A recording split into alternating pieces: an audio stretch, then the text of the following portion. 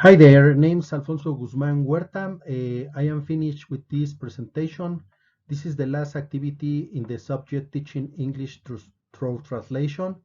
The chairman here is the teacher Jesus Adrian Castañón Aquino. I am recording from Texcoco, Mexico State. My presentation is about the main concepts around translation in the teaching practice. Well, let's start. Well, to start with, translation is the communication of meaning from one language to another language. Translation refers to written information, whereas interpretation refers to spoken information. The purpose of translation is to convey the original tone and intent of a message, taking into account cultural and regional difference between source and target language.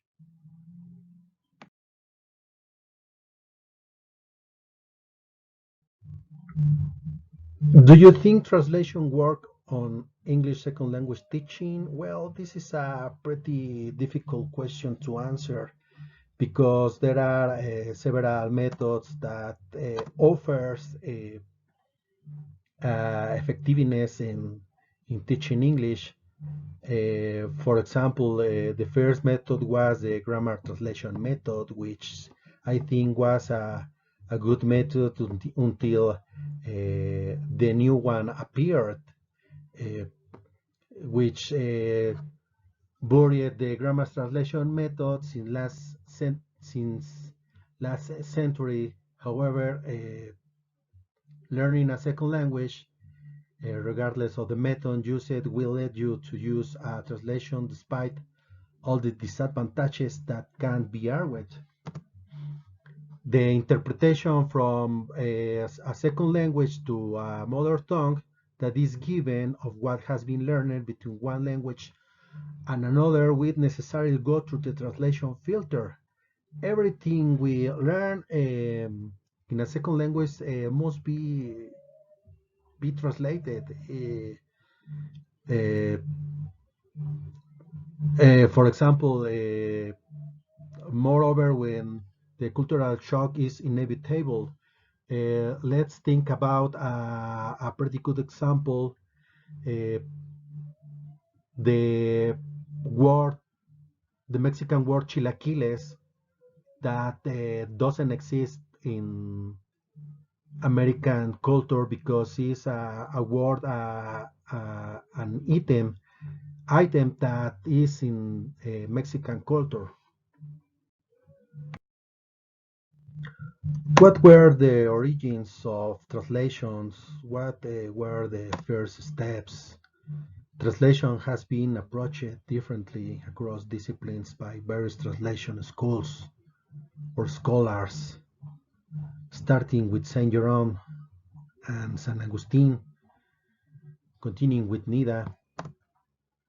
Through history, every society, kingdom, club, or republic has developed its communication systems.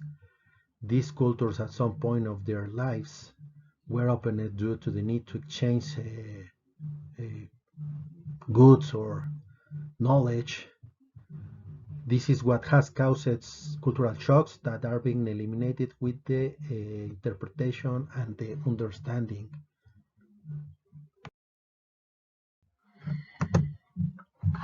Let's look at this timeline. For example, almost 5,000 years ago, the first translation work was taking place in the Egyptian culture. The Egyptians translate from God's language to a slavery language. After that, 2000 years back, Christ, in the Sumerians, the Gilgamesh epic was a work that was translated. After that, perhaps 300 years back, Christ, when Greeks were conquered, the words were taken in Arabic scholars uh, for creating their own versions, scientific or philosophic task. At the past, some religious texts uh, were translated. For example, the Old Testament was translated at that years. Mm, yet in our days, the religion played such a critical role in translation development. The church even names Saint Jerome, or the patron saint, uh, created the translation of the Bible. Mm, well, in the antique area, we saw that the more representative cultures that work on translation were the Egyptians of Sumerians, Mesopotamia. In our days, the Roman Empire and the Church controlled all the knowledge. Therefore, they controlled translations works. The Bible was the most translated book in those years. In recent years, the conquerors had support by some locals which interpret their messages through the war. Uh, and at this moment, the electronic uh, machines like Google Translator is the first tool to, or the most important translators nowadays. Uh, well, also there are specialists in translation, but I think the mechanic translation, the electronic translation through internet is the most remarkable tool nowadays.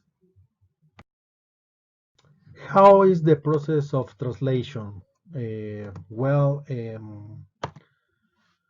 The practical approach determines how to transfer the contents of the source into the target. It therefore deals with the process of translating. When I say source, I mean the original word, the original language, and the target is the the language in which we are going to translate.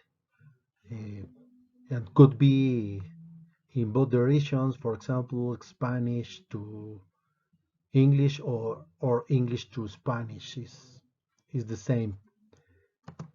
Um, a model should take account for the factors that influence the decision making, including communicative function, target language style, potential audience, and the requirements of the host cultural and linguistic system. In this subject, we review 6 models for translation. The first one is the linguistic model. Mm,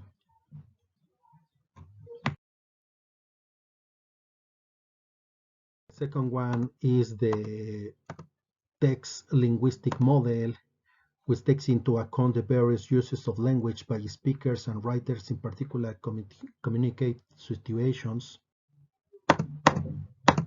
The sociocultural translation model, the tier one, advocates maintain that the translation should always read like translation. Lawrence Benuti said that translators should not be invisible to readers, should be allowed to appreciate the source's culture. The next one is the computational model.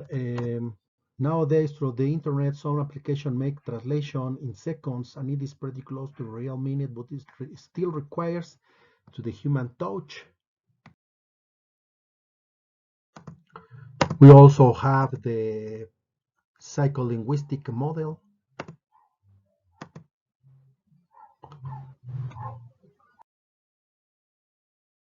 The last one is the interdisciplinary model. The idea of exact equivalence between a mother tongue and second language is rare. Lexical resources are used when grammatical ones fail, and sometimes vice versa. The use of pragmatics is needed.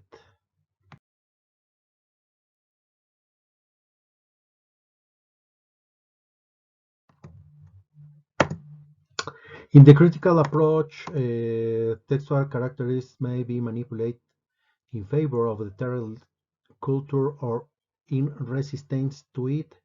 This approach proposes a finished translation.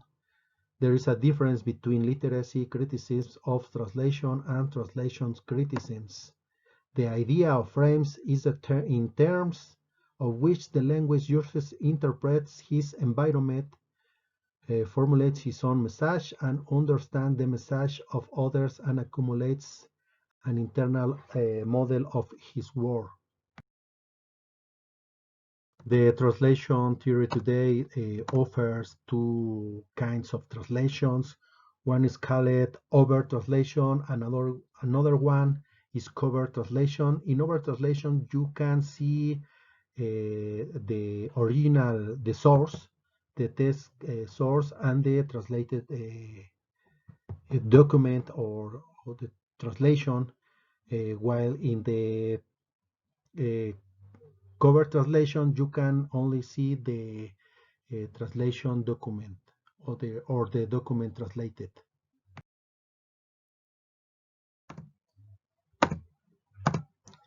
The foreign values change with the cultural approaches, intercultural communication, and values.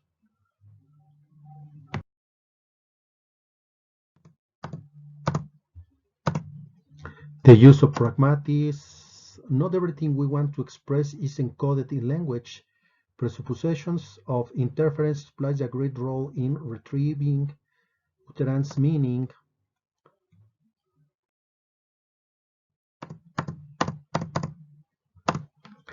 Texts of fictions and factual texts are supposedly different in content and in form. We have to produce a transformation by two operations, metonymy and metaphor, the first being an indirect description and the second one a verbal equation. The translator competence, translating and interpreting requires specialist knowledge and certain skills that are not in way innate. They have to be learned. It is not sufficient to master the language. Two cultural systems also have to be dominated.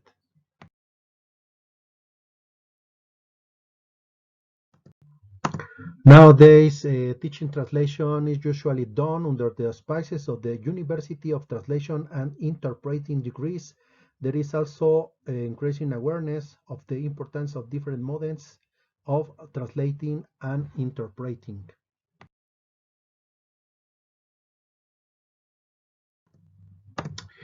Teaching future professionals, the preparation includes intensive work with language and cultural contents in source and target language.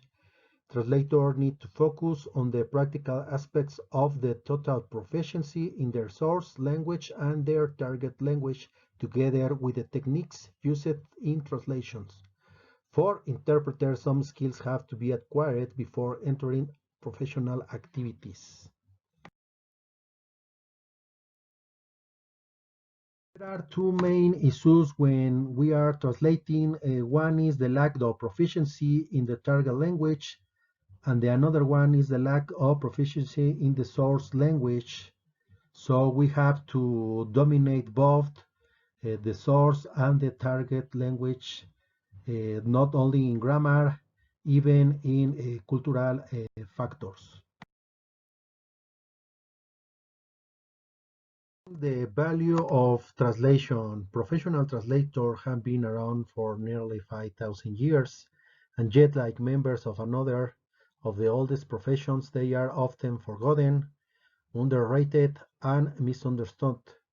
In the general public, however, the importance of translation should not be underestimated, particularly in a world that has to learn thousands its resources as one word or perish in the attempt.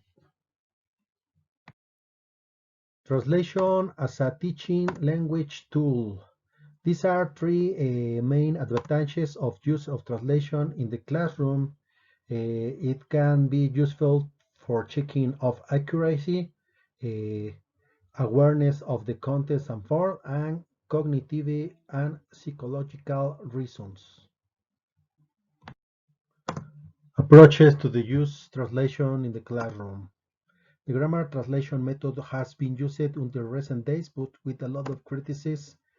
John and Liz Soares made an important contribution with the Hedwig series, the book.